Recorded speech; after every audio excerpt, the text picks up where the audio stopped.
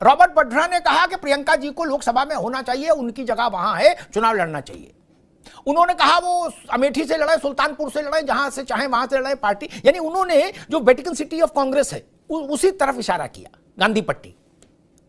लेकिन मुंबई से एक बवाले जान वाली सलाह आ गई, बोले बनारस में ताल ठोको, प्रियंका जी को बनारस से लड़ना चाहिए क्योंकि मोदी को हराना है। ये शुभचिंता वाली सलाह है, निपटाने वाली सलाह है। मैंने अपने जीवन में ऐसे सलाहकार भी देखे जो कहते ना भैया कुतुब मीनार से कूदो, कुछ नहीं होगा, अरे आप नहीं कूद, आपको क्या बिक रहा है, कूद के दे, आप 1 मिनट में कूद जाओगे। पता लगा भैया कूदे, भैया का स्पाइनल कॉर्ड चली गई। नहीं, यह भी खतरा रहता है। राजनीति में कौन सलाह दे रहा है इसका बड़ा एनालिसिस करना पड़ता है। एमआरआई जितनी महीन नजर रखनी पड़ती है कि पता नहीं कौन क्या पुड़िया दे गया। मतलब बिस्मिल्लाह ही काशी से नहीं, अपने राजनीतिक जीवन में चुनाव यात्रा की शुरुआत काशी से। मैंने एक सरसरी नजर से स्मृति पे जोर डाला कि पंडित जी से लेकर और आज तक गांधी परिवार का कोई व्यक्ति ऐसे मुकाबले में नहीं उतरा ना। सैफ खान साहब, इसके पीछे क्या देख रहे हैं? सबसे पहले मैं सभी दर्शकों को और देशवासियों को आज इंडिपेंडेंस डे की बहुत बहुत शुभकामनाएं मुबारकबाद देता हूं। धन्यवाद। रहा आपकी बात का जो है जवाब, तो खुद जब आरएसएस ये कह सकती है कि इस बार मोदी का मैजिक नहीं चलेगा, तो हम क्या बात कर सकते हैं। उन्होंने अपनी मैगजीन तक में ये छापा, वाराणसी की बात करते हैं, और वो वाराणसी सीट जो व्यक्तिगत सीट आप बोल रहे हैं अमेठी की या रायबरेली की, वैसे ही जो है वाराणसी की रही है। खुद मुरली मनोहर जोशी जी की टिकट काट के तो खुद मोदी जी आए, इसमें कोई दो राय जो है रखी नहीं जाती। आज ये बात हमें जरूर सुनने पे आ रही है कि कोई सजेस्ट कर, हाँ तो खुद चाहते हैं उत्तर प्रदेश के प्रवक्ता, वक्ता और कार्यकर्ता के रूप में हम ये खुद मांग हमारी पहले भी रही है और अभी भी हम ये मांग चाहते हैं कि उत्तर प्रदेश में लोकसभा की कोई भी सीट प्रियंका जी लड़े। अब सवाल ये उठता है कि कौन सी सीट के ऊपर लड़ा जाएगा, चाहे वो अमेठी हो, रायबरेली हो या वाराणसी, जो भी सीट होगी। ये तो साफ है कि अगर वो अमेठी से लड़ती है तो वो स्मृति ईरानी जी की जो एचआरडी मिनिस्ट्री में एजुकेशन मिनिस्टर बनी थी, जिनकी पढ़ाई पे खुद बहुत बड़ा क्वेश्चन मार्क है। 400 रुपए के सिलेंडर जब थे तो रोडों पे नजर आती थी, और अब जब 1150 रुपए के हो गए तो आराम से बैठी है, बहुत शांत है। खैर, अब प्रधानमंत्री जी की वाराणसी सीट पे मैं आरएसएस का खुद का बयान जो है बता चुका हूं। उनकी लोकप्रियता कितनी है वो हमें कर्नाटका, हिमाचल के इलेक्शंस में जो है अभी रिसेंट जो है। कीर्ति निधि जी, बाड्रा जी ने एक बात और कही, हालांकि बाड्रा की किसी वक्तव्य से आपका कोई लेना देना सीधा नहीं, लेकिन मैं अगर पूछ रहा हूं तो इसका मतलब आपकी पार्टी से कोई मतलब बनता है। उन्होंने कहा कि प्रियंका जी को पहले जाना चाहिए, फिर मतलब मेरे से पहले उनको जाना चाहिए। इसका मतलब मुझे भी जाना है लोकसभा, क्या बस पहले वो। अब बाड्रा जी रहने वाले हैं मुरादाबाद के, क्या अब मुरादाबाद में आपके सांसद हैं, वैसे ही कम है सांसद यूपी, और उसमें मुरादाबाद वाले बेचारे हैं, क्या डॉक्टर साहब। मतलब ये क्या स्थिति परिस्थिति बन रही, संकेत किधर जा रहे हैं, एक। और दूसरा, बनारस में चूंकि समाजवादी पार्टी भी चुनाव लड़ी और उसने भी वहां अपना उम्मीदवार उतारा।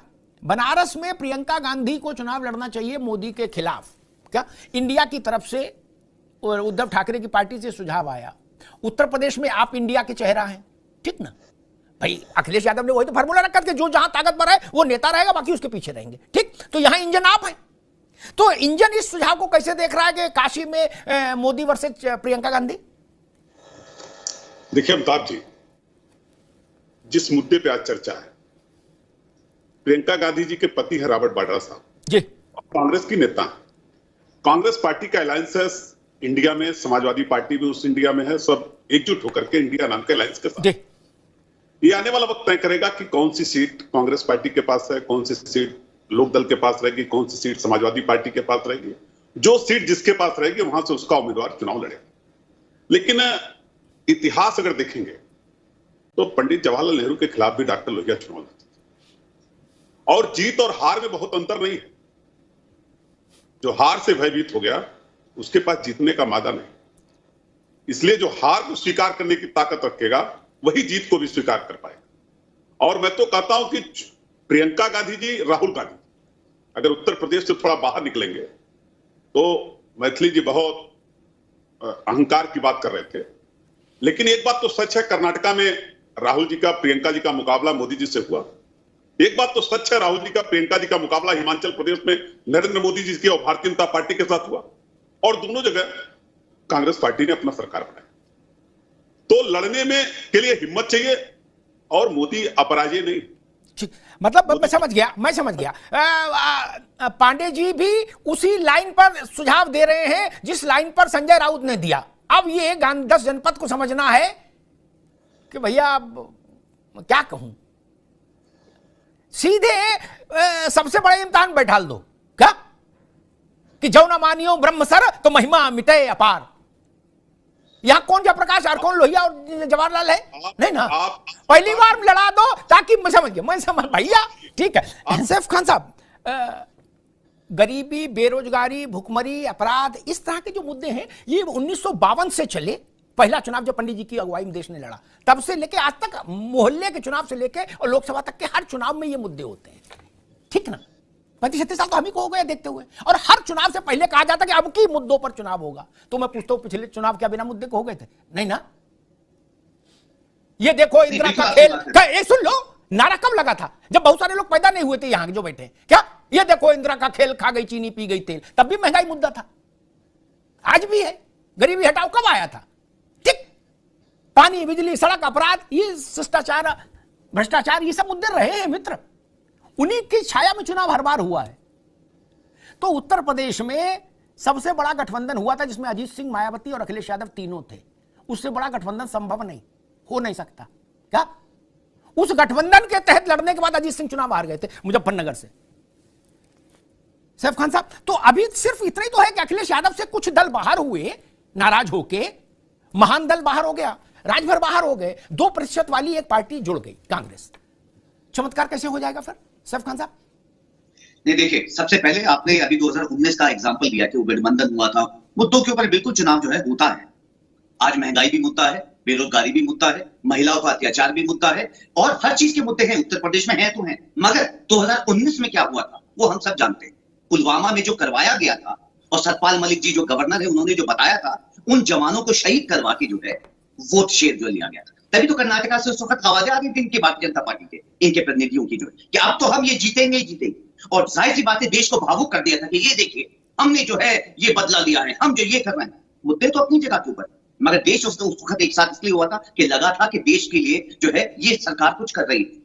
ये नहीं मालूम था कि ये सरकार करवाने वाली है।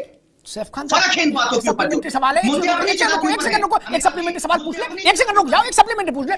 19 में पुलवामा हुआ, आपने कहा ठीक करवाया गया हुआ। सतपाल मलिक, अव्वल तो सतपाल मलिक ने इस्तीफा नहीं दिया, कुर्सी पर बैठे रहे, ये खराब काम किया, खैर छोड़ो, मैं सतपाल मलिक पे बात नहीं। मैं पूछ रहा हूं 22 में उत्तर प्रदेश का विधानसभा चुनाव हुआ, तब तो पुलवामा नहीं था, तब कांग्रेस कहां रही? प्रधानमंत्री जी ने बोला, सोनिया प्रियंका जी इंचार्ज थी यूपी की। 22 में विधानसभा चुनाव जब उत्तर प्रदेश में हुआ, क्या हुआ? तब तो पुलवामा नहीं था। नहीं, तब जो है दूसरे 22 में क्या हुआ? अरे बताओ ना क्या हुआ। सुनिए, मैं बता रहा हूं आपको जी। हर चुनाव के ऊपर 2014 से क्यों शुरुआत, अच्छे दिन 15-15 लाख। अरे मैं 22 का पूछ रहा हूं भैया। 22 में प्रियंका जी उत्तर प्रदेश में कमांडर इन चीफ थी। मैं तो आपको कह रहा हूं और पीछे आइए, क्या हुआ? लोकसभा की बात करिए 2014 से शुरुआत करें। अच्छे दिन, स्मार्ट सिटी।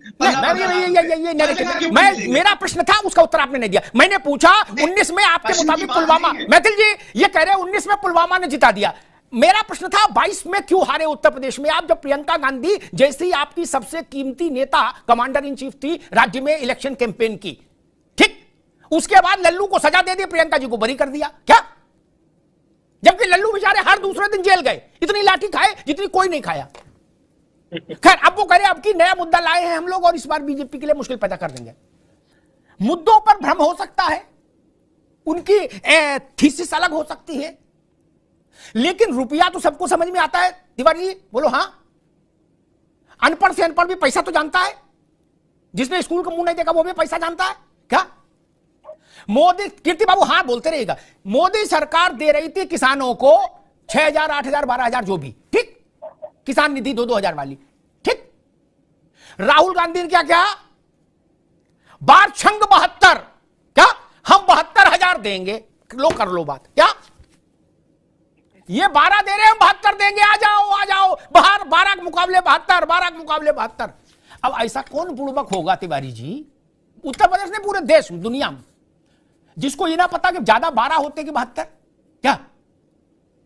और 6 गुना पैसा मिलेगा वार्षिक 72, इसकी मुनादी आप छत पे खड़े होकर कर दो, आपका घर इतना भीड़ लग जाएगी कि आर्मी बुलानी पड़ेगी। कांग्रेस को वोट क्यों नहीं मिला 72,000 रुपया की गारंटी देने के बाद? ये जरा तिवारी जी बता दो मुझे। क्योंकि लोगों को उस बात पर विश्वास नहीं हुआ सर। अब 1,72,000 तो नहीं बोल दोगे कि सबको 1,72,000 देंगे? 72,000 भाजपा के अमाउंट से 6 गुना ज्यादा बोल दिया था। तिवारी जी वोट क्यों नहीं मिला? लोगों को उस बात पर विश्वास नहीं हुआ सर कि ये 72,000 दे पाएंगे। और अगर आज वादा कर रहे हैं 72,000 का, तो पिछले 50 या 55 साल में ये वादा क्यों नहीं किया था? 18,000 ठीक बात। तिवारी पांडे जी यही सवाल है, छोटा सा आपसे लेने। रामलाल ने कहा कि हम 2 लड्डू देंगे, श्यामलाल ने कहा हम 2 किलो लड्डू देंगे। लोगों ने रामलाल की बात पर भरोसा किया, श्यामलाल को भगा दिया। क्यों? कीर्तिनिधि पांडे छोटा सा उत्तर, मैं यही सवाल सबसे लूंगा। देखिए अमिताभ जी, जो सवाल आप कर रहे हैं कि 2,000 रुपया मोदी जी पर मंथ दे रहे थे, 1 साल के 24,000, कांग्रेस पार्टी ने 72,000 नहीं, पर मंथ 2,000 नहीं दे रहे थे शायद, पर मंथ 2,000 है ना, 2 महीने में 2,000 ऐसा कुछ था भी। मैं बता, चलिए अमिताभ तिवारी जरा चेक करके बताइएगा। 3 महीने में 2,000 जी, 4 महीने में 2,000 शायद, 4 महीने में। ठीक नहीं, हाँ जी, और वो यही काम ही करते हैं तिवारी। चलिए उस बात से आगे बढ़िए, उस बात से आगे बढ़ते हैं। हाँ अमिताभ जी जी, देखिए मेरा सवाल उतना सा है, ऐसा कौन बुड़बक है जिसको 72,000 अच्छे नहीं लगे? मैं ये पिछली से मैं छोटी बात पूछ रहा हूं, बहस खत्म करें। देखिए आज अमिताभ जी, अभी तिवारी जी चुनाव विश्लेषक है, बड़ी अच्छी बात कहे कि हम हो सकता है जनता तक अपनी बात मजबूती से न पहुंचा पाए हो, जनता को मेरी बात नहीं समझ में आई, या जनता को हम भरोसा दिलाने में चूक गए। निश्चित रूप से कहीं ना कहीं कमियां रही है विपक्ष में, तभी विपक्ष आ रहा है। मैं इसको स्वीकार करता हूं, कमियां हमारे अंदर रही कि हम अपनी बात को मजबूती से हो सकता है जनता तक नहीं पहुंचा पाए, भरोसा नहीं दिला पाए, और हम लगातार इसलिए कर रहे हैं कि इस अलायंस के बाद जनता के बीच में रहे। ठीक है भरोसा दिलाएंगे उनको। ठीक, सैफ खान साहब यही बेसिक्स, इतने बिल्कुल आइसोलेटेड प्रश्न है। 12,000 इसको और सरल कर दूं उत्तर प्रदेश के लिए, अपने दर्शकों के लिए।